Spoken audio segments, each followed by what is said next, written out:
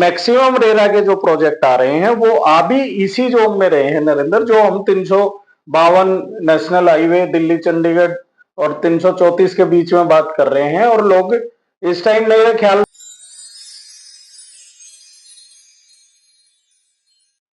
नमस्कार दोस्तों, welcome back to our YouTube channel. दोस्तों, आप सभी का स्वागत है अल्टीमेट प्रॉपर्टी गाइड के चैनल पे। हमारे साथ हमारे प्रॉपर्टी एक्सपर्ट आशीष जी हैं। आशीष जी, वेलकम आपका। नमस्कार दोस्तों। दोस्तों, आज जो ये पॉडकास्ट रहने वाला है, इस पॉडकास्ट में काफी सारी चीजें हम जो अपकमिंग प्रोजेक्ट्स हैं उनके बारे में आपको अपडेट देते रहते हैं। बट आज हम बात करेंगे सोनीपत के मास्टर प्लान के बारे में कि सोनीपत का जो मास्टर प्लान रहने वाला है उसमें क्या रेजिडेंशियल एरियाज रहने वाले हैं, क्या कमर्शियल रहने वाला है, रेजिडेंशियल के पास कौन कौन से सेक्टर्स गवर्नमेंट ने यहाँ पे अलॉट कर दिए हैं और कहाँ पे लोगों का रहना सही रहेगा, इंडस्ट्रियल से कितना दूर रहना सही है, या दिल्ली से जो लोग बाहर आ रहे हैं उनका दिल्ली में रहना सही है, या दिल्ली से आउटर आ रहे हैं तो कौन से रेजिडेंशियल जोन में उनका जाना सही रहेगा। बिल्कुल बिल्कुल। तो या क्या कुछ गलतियां अभी भी लोग कर रहे हैं, जैसे दिल्ली से बाहर तो आ गए हैं लेकिन वो बॉर्डर के पास ही चीजें ले रहे हैं, जबकि कई चीजें हैं उसमें हम डिस्कस कर लेंगे कि बॉर्डर के पास के क्या नुकसान है, इंडस्ट्रियल एरिया के क्या नुकसान है।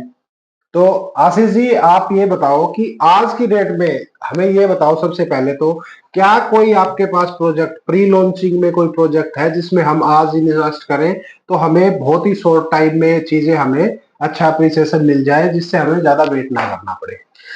बिल्कुल नरेंद्र, अभी एक रिसेंटली एक प्रोजेक्ट लॉन्च हुआ है सेक्टर 33 में। ओके। और काफी जाने माने बिल्डर का ये प्रोजेक्ट है। जब ऑन टेबल कस्टमर आएगा तो सारी डिटेल हम उसके बारे में बता भी देंगे। ये बेसिकली इसमें एंट्री का ये फायदा है कि ये बिल्कुल इनिशियल फेज का प्रोजेक्ट है। यानी आपको अगर एक प्लॉट की कॉस्ट अगर 80 लाख रुपए है तो आपको तकरीबन एक साल की अगर आप पेमेंट समझोगे तो वो 40 लाख रुपए भी तकरीबन आपके नहीं जाएंगे। ओके। तो ये और डे बाय डे चीजें बढ़ रही हैं, अप्रिसिएशन हो रहा है। तो जिन लोगों के पास बेसिकली पूरी पेमेंट का, हमने शायद ये पीछे एक बार डिस्कस किया था कि इस तरह से लोग कर सकते हैं जिनके बजट कम है, तो वो लोग इसमें एक तरह से इनिशियल फेज में एंट्री कर सकते हैं। काफी ट्रस्टेड ये बिल्डर हैं और अभी इनिशियल फेज में कुछ 100 के आसपास इनके प्लॉट इन्होंने दिए हैं और वो काफी कम प्राइस में इस टाइम आपको मिल जाता है, क्योंकि जैसे ही इसकी एक तरह से लॉन्चिंग की जाएगी और चीजें ओपन की जाएगी, अभी तो हम चीजों को क्या कर रहे हैं, साइट दिखा रहे हैं। ओके। तो साइट जिसकी समझ में आ रहा है तो वो एक एक्सप्रेशन ऑफ इंटरेस्ट के तौर पे एक अमाउंट उसको पे करके वो अपना प्लॉट स्टिल कर सकता है कि भाई मेरा प्लॉट यहाँ पे होना चाहिए।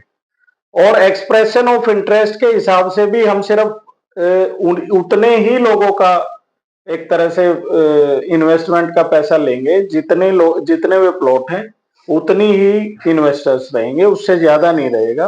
हालांकि कुछ प्लॉटों के ड्रा से निकलेंगे, कुछ पोर्शन हमारे ड्रा से होंगे, लेकिन जब आपके नंबर ऑफ प्लॉट्स भी सेम है और नंबर ऑफ इन्वेस्टर्स भी सेम है तो हर एक को उसमें प्लॉट मिलेगा। Very good. तो दोस्तों, प्री लॉन्चिंग के इस प्रोजेक्ट में आप अगर चाहते हो कि आप टाइमली यहाँ पे एंट्री लें और अच्छा एप्रिसिएशन लें तो आप आशीष जी से कांटेक्ट कर सकते हैं और दिखाए गए नंबर पे भी आप कॉल कर सकते हैं। अपार्ट फ्रॉम दिस दोस्तों, इस प्रोजेक्ट के अलावा हम बात कर रहे हैं यहाँ पे रेजिडेंशियल की। सोनीपत में जो आशीष जी रेजिडेंशियल जोन जो है, जो आपने बताया सेक्टर 33 या इसके सराउंडिंग में 26 है, 27 है, तो ये जो प्रोजेक्ट आपका आ रहा है यहाँ पे सारा ही रेजिडेंशियल एरिया मास्टर प्लान के अकॉर्डिंग। हाँ देखो, इन्वेस्टर को मैं थोड़ा सा ये एक्सप्लेन कर देता हूँ कि एक ढाबा हमारा होता है गुलशन ढाबा, उससे जस्ट आप चलोगे तो एक हाईवे निकला है जींद के लिए, 352 उसका नाम है। तो आप उसको एक रेक्टेंगल की अगर हम बात करें तो आप 352 को एक लाइन मान लीजिए रेक्टेंगल की। फिर हमारा दिल्ली चंडीगढ़ काफी पुराना हाईवे है, ये एग्जिस्टिंग है, तो ये आप एक तरह से दूसरा जो लाइन है रेक्टेंगल की वो मान लीजिए। फिर एक आपका हाईवे निकला हुआ है 334 बी, जो आपको झज्जर तक लेके जाता है, बीच में खरखोदा का भी उसमें HSI DC का एरिया आ जाता है। मेनली वो यहाँ के लिए इम्पोर्टेंट इसलिए है क्योंकि वो सोनीपत और खरखोदा की कनेक्टिविटी काफी बेटर कर दे रहा है। एक आपकी ये लाइन हो गई एक रेक्टेंगल की, और फिर इन्होंने UER2 सपर के नाम से एक रोड निकाला है जो आपका सेक्टर 23 सोनीपत से सीधा आपका बवाना से निकलते हुए और UER2 पे मिलता है सीधा। नहरें वहां से दो निकली हुई हैं, अगर 70-80% लोग वहां से गुजरे हैं जिनको सोनीपत का थोड़ा सा ज्योग्राफिकल अगर नॉलेज है, तो वो उसके साथ साथ पैरेलली गया हुआ है, और वो आपको 352, 334 और KMP KGP इन सबसे एक्सेस देता हुआ आपका UER2 से कनेक्ट करता है। तो ये एक ऐसा रेक्टेंगल बनता है नरेंद्र जो सोनीपत का सबसे बड़ा आर जोन है। और इसी आर जोन में भी जितने भी अब आज की डेट में अगर हम बात करें, एलडीको का जो नया प्रोजेक्ट आया है अमाया अमोर, वासी जी जो बता रहे हैं उसी रेक्टेंगल शेप में वो भी आता है। उसके अलावा अगर हम बात करें गोदरेज की, तो गोदरेज का प्रोजेक्ट भी वहीं पे है, जिंदल का भी वहीं पे है, जिंदल वहीं आता है, सिटी वहीं पे है, बिल्कुल। मैप्सको उसी रेक्टेंगल में आता है, पीपी ग्रीन उसी रेक्टेंगल में आता है, और भी कई सारे प्रोजेक्ट्स वहां पे आते हैं। तो ये तो एक स्पेसिफिक हमने आपको ये बताने की कोशिश की आशीष जी ने कि ये जो सारा एरिया है ये एक तरह से, मतलब उसके अलावा भी थोड़ा बहुत एरिया है जो आर जोन में है, बट ये मोटा मोटा 80% एरिया को कवर करता है थे। हाँ, जो लाइफ स्टैंडर्ड है, स्कूलिंग जिसको अच्छी चाहिए, जिसको ब्रांच फ्यूचर में चाहिए, जिसको ये लगता है कि भाई उसके नियर बाय बढ़िया मार्केट्स होनी चाहिए। अब सोनीपत तो भाई मिठाई विठाई सबके लिए जाना जाता है, यहाँ से लोग मिठाइयाँ फरीदाबाद और मुंबई तक यहाँ RK स्वीट्स की मिठाइयाँ जाती हैं और बहुत सारे कैटरर्स हैं।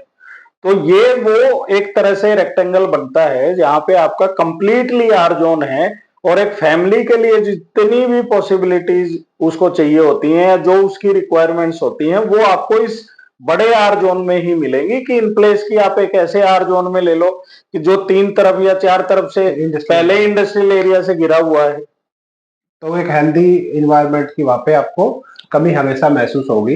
तो दोस्तों ये जो आर जोन जो आशीष जी ने बताया है, ये आर जोन काफी अच्छे से इन्होंने डिस्क्राइब किया है कि इस आर जोन में ही मोस्टली लोग यहाँ पे रहेंगे, और यहाँ पे इंडस्ट्रीज का भी आने वाले टाइम में, या आर जोन में आप सभी को पता है आर जोन में इंडस्ट्रियल जोन का घुसना इम्पॉसिबल है। उसके अलावा जो अगर हम बात करें सोनीपत में इंडस्ट्रियल जोन की, तो इंडस्ट्रियल कौन कौन से जोन है यहाँ पे, इंडस्ट्रियल कहाँ पे है? इंडस्ट्रियल जोन देखो कुंडली बॉर्डर से आपका इंडस्ट्रियल जोन स्टार्ट हो जाता है। ठीक है।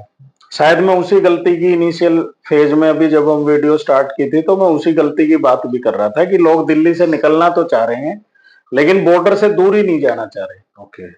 और मेरा मानना यह है कि अगर आपको हेल्दी एनवायरनमेंट मिलता है और वो आपको 3 या 4 किलोमीटर फार मिलता है वो मच बेटर है, तो वो आप ज्यादा प्रेफर करो, क्योंकि रेजिडेंस के लिए होता है, ना कि आप चारों तरफ से इंडस्ट्री से घिर के आप रहो। मैं मतलब इसमें कंप्लीटली नाम भी उस एरिया का मैं ले देता हूं।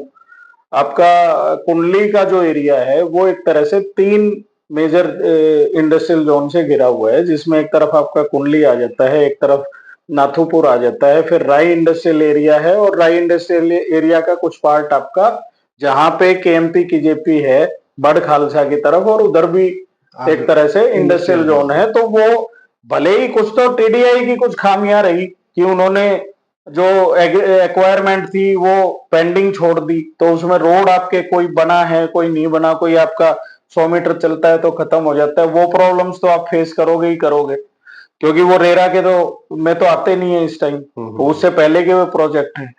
जो मैक्सिमम रेरा के जो प्रोजेक्ट आ रहे हैं वो आ भी इसी जोन में रहे हैं नरेंद्र, जो हम 352 नेशनल हाईवे दिल्ली चंडीगढ़ और 334 के बीच में बात कर रहे हैं, और लोग इस टाइम मेरे ख्याल से 300-400 लोग तो हमारी रिकमेंडेड प्रॉपर्टी पे अप्रिसिएशन उठा चुके हैं। Very good.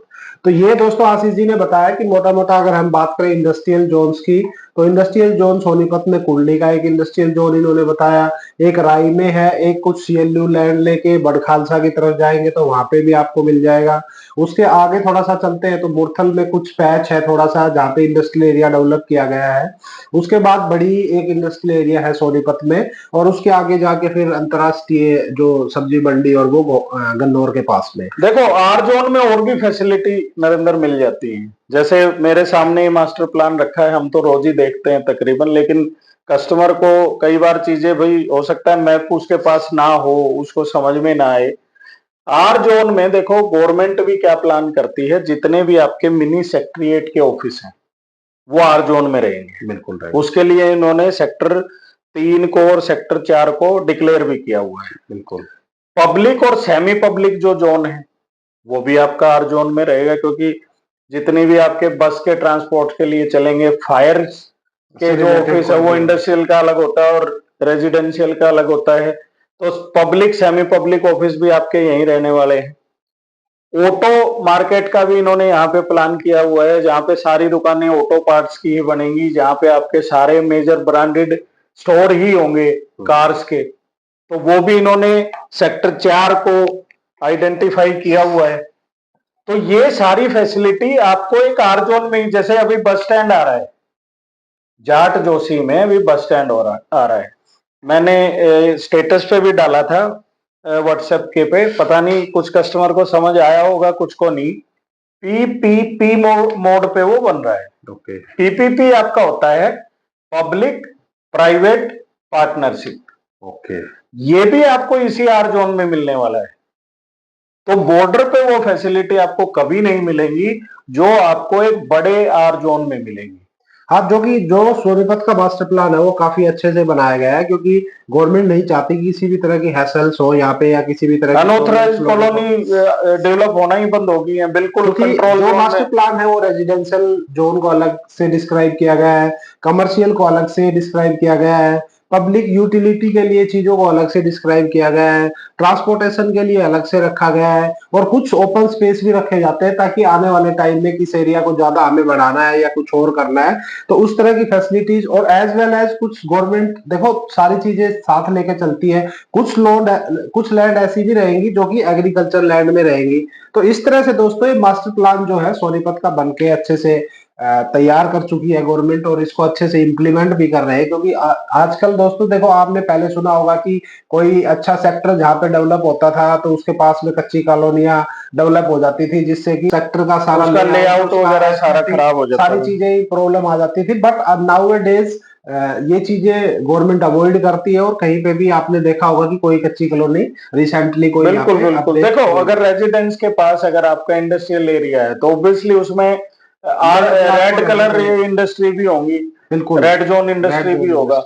अब वो आपका एयर भी पोल्यूट करेगा और आपका वाटर भी पोल्यूट करेगा। बिल्कुल आशीष जी, हम आपकी हर बात से एग्री है, ये जो आप कह रहे हो बिल्कुल सही बात है कि इसीलिए दोनों चीजें काफी सेपरेट होनी चाहिए। रेजिडेंशियल अगर अच्छा होगा तो बच्चों को बाहर भी घूमना है या किसी भी आदमी को बाहर जाना है ना है, तो वो एक एम्बियंट जो है वो कल्चर जो अच्छा डेवलप हो जाता है। देखो इसमें गवर्नमेंट ने एक अच्छी चीज और भी की है, हम आज की डेट में सेक्टर 83 में डील करते हैं, जहाँ पे पीपी ग्रीन को हम प्रमोट करते हैं, मनसा को हम करते हैं, और भी काफी पुराने बिल्डर्स की हम प्लॉटिंग देते हैं।